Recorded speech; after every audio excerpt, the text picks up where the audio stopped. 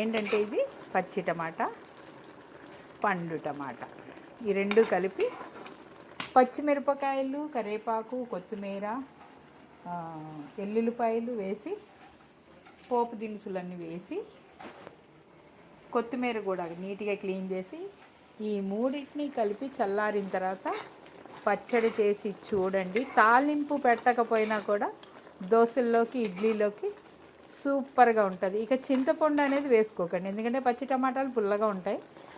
పండు టమాటాలు కూడా ఇవి నాటు టమాటాలు కాబట్టి ఈ పండిపోయిన టమాటాలు నాటివి, అందుకే చూడండి మగ్గుతుంటేనే ఎంత మెత్తగా అయిపోయిందో.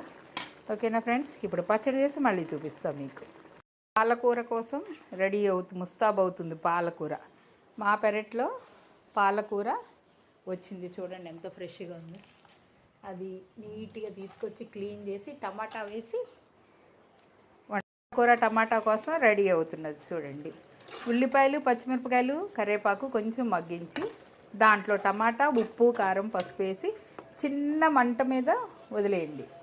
తర్వాత ఆ కట్ చేసిన పాలకూరను తీసుకుని వచ్చి దీంట్లో డంప్ చేసి ఆ సిమ్లోనే వదిలేసేయండి. సూపర్గా ఉడికిపోతుంది. ఉప్పు, కారం, పసుపు కూడా ఈ టమాటా కూరలోనే వేసేస్తాం మనం. ముందు టమాటా కూరలాగా చేసుకుని దాన్ని అప్పుడు పాలకూర వేసేసుకుంటే అది చిన్న మంట మీద మగ్గితే చాలా రుచిగా ఉంటుంది. పాలకూర టమాటా ఎక్కువ తినకూడదు అని అంటున్నారు, కానీ అప్పుడప్పుడు తినడం పెద్ద పొరపాటు ఏమీ లేదు.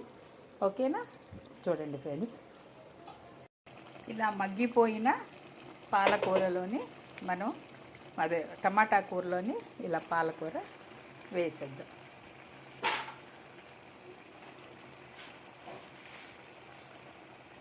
పాలకూర 1/2 కేజీ ఉంటే, పాలకూర 1/2 కేజీ ఉంటే 1/2 కేజీ టమాటాలు పడతాయి దీనికి.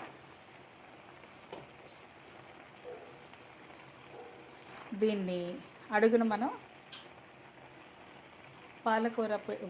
టమాటా కూర పెట్టుకున్నాం కదా, పైన పాలకూర వేసుకుని అలాగే సిమ్లో మగ్గిద్దాం.